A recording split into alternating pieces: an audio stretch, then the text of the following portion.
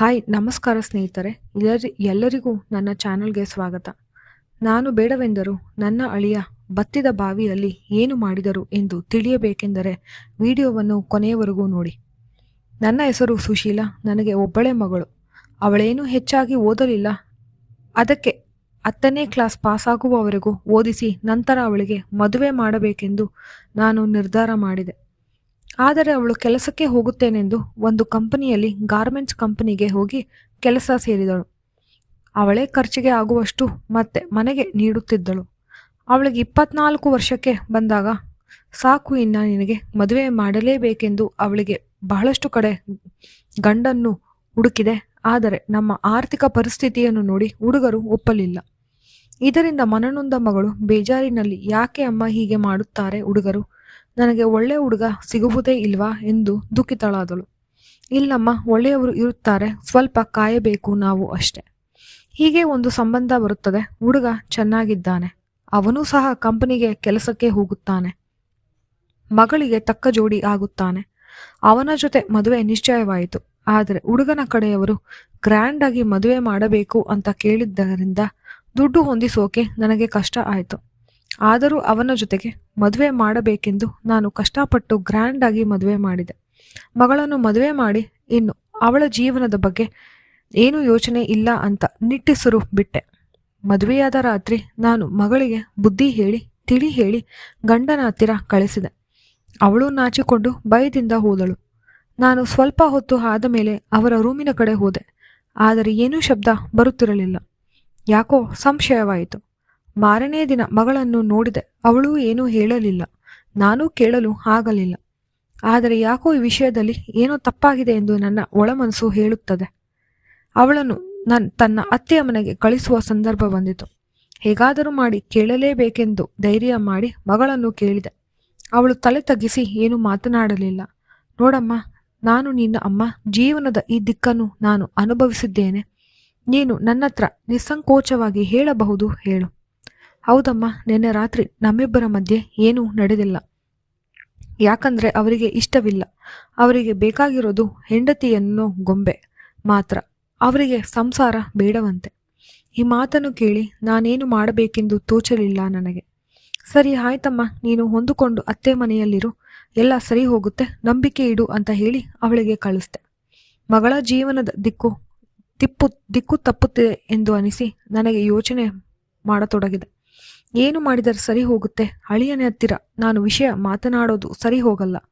ನೋಡೋಣ, ದೇವರು ಯಾವ ದಿಕ್ಕನ್ನು ತೋರಿಸುತ್ತಾನೋ ಅದೇ ದಿಕ್ಕಿನಲ್ಲಿ ನಡೆಯೋಣ.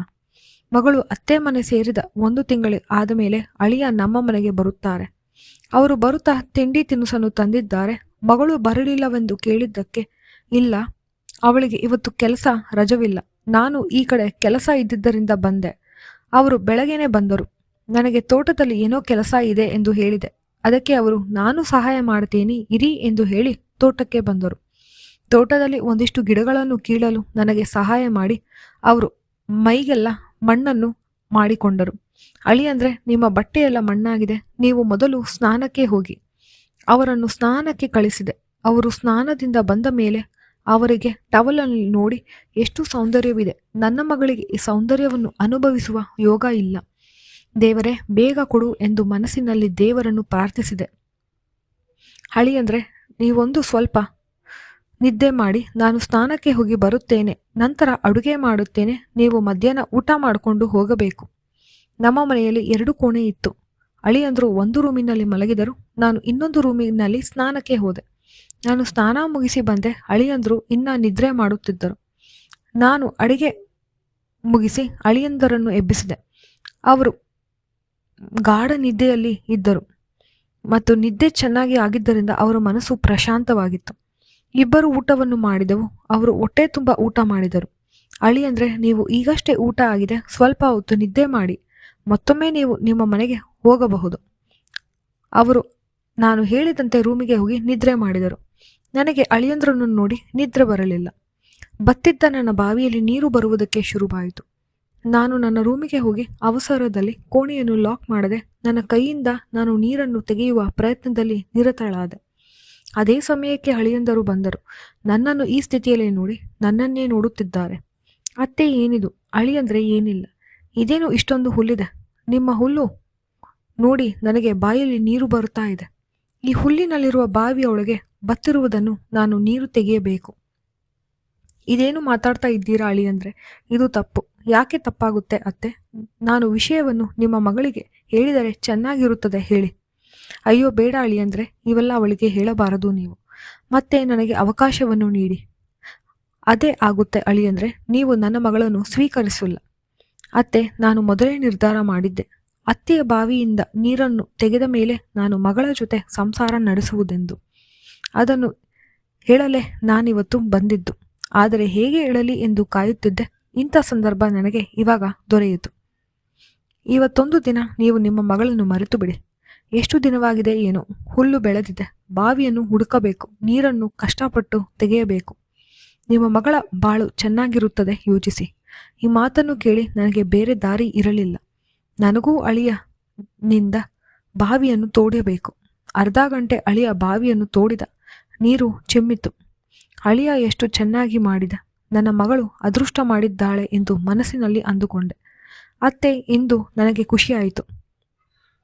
ನಿಮ್ಮ ಮಗಳನ್ನು ನಾನು ಹೆಂಡತಿಯಾಗಿ ಸ್ವೀಕರಿಸುತ್ತೇನೆ, ನೀವು ಚಿಂತಿಸಬೇಡಿ. ಆದರೆ ಅತ್ತೆ, ನನ್ನದೊಂದು ಷರತ್ತಿದೆ. ನಿಮ್ಮ ಮಗಳು ನನಗೆ ನೀಡಿಲ್ಲದಾಗ ನೀವು ನನಗೆ ಬಾವಿಯನ್ನು ತೋಡಲು ಬಿಡಬೇಕು. ಆಯಿತು ಅಳಿಯಂದರೆ, ನನ್ನ ಮಗಳು ನಿಮ್ಮ ಮನೆಯಲ್ಲಿ ಸಂತೋಷವಾಗಿದ್ದರೆ ಅಷ್ಟೇ ಸಾಕು ನನಗೆ. ಅಳಿಯ ಮನೆಗೆ ವಾಪಸ್ಸು ಹೋದ. ಮಗಳು ಮಾರನೇ ದಿನ ಫೋನ್ ಮಾಡಿ, ಅಮ್ಮ ಅವರು ಸರಿ ಹೋಗಿದ್ದಾರೆ, ನಮ್ಮ ಸಂಸಾರ ಇವಾಗ ಚೆನ್ನಾಗಿದೆ ಎಂಬ ಶುಭ ಸುದ್ದಿಯನ್ನು ನೀಡಿದಳು. ಅದರ ಜೊತೆಗೆ ಶುಭ ವಾರ್ತೆಯನ್ನು 2 ತಿಂಗಳಿಗೆ ನೀಡಿದಳು. ಇದಾದ ಮೇಲೆ ಅವಳು ತವರು ಮನೆಗೆ ಹೆರಿಗೆ ಬಂದಳು. ಈ ಸಮಯದಲ್ಲಿ ಅಳಿಯ ಮತ್ತೆ ನನ್ನ ಬಾವಿ ತೋಡಲು ಪ್ರಾರಂಭಿಸಿದ. ನಿಮ್ಮ ಮಗಳು ಈಗ ಈ ಸ್ಥಿತಿಯಲ್ಲಿ ಇದ್ದಾಳೆ, ಅದಕ್ಕೆ ನೀವೇ ನನಗೆ ದಾರಿಯನ್ನು ತೋರಿಸಬೇಕು. ನಾನು ಮಾಡಿದ್ದು ಸರಿಯೋ ತಪ್ಪೋ, ಆದರೆ ಈಗ ನನ್ನ ಮಗಳ ಜೀವನ ಸರಿ ಹೋಗಿದೆ. ಅನಿವಾರ್ಯ ಕಾರಣದಿಂದ ನಾನು ಈ ಪರಿಸ್ಥಿತಿಗೆ ಒಳಪಟ್ಟು ಒಪ್ಪಿಕೊಂಡೆ. ಈ ಕಥೆ ನಿಮಗೆ ಇಷ್ಟವಾದರೆ ದಯವಿಟ್ಟು ಲೈಕ್ ಮಾಡಿ ಮತ್ತು ಚಾನೆಲ್ಗೆ ಸಬ್ಸ್ಕ್ರೈಬ್ ಮಾಡಿ. ಧನ್ಯವಾದಗಳು.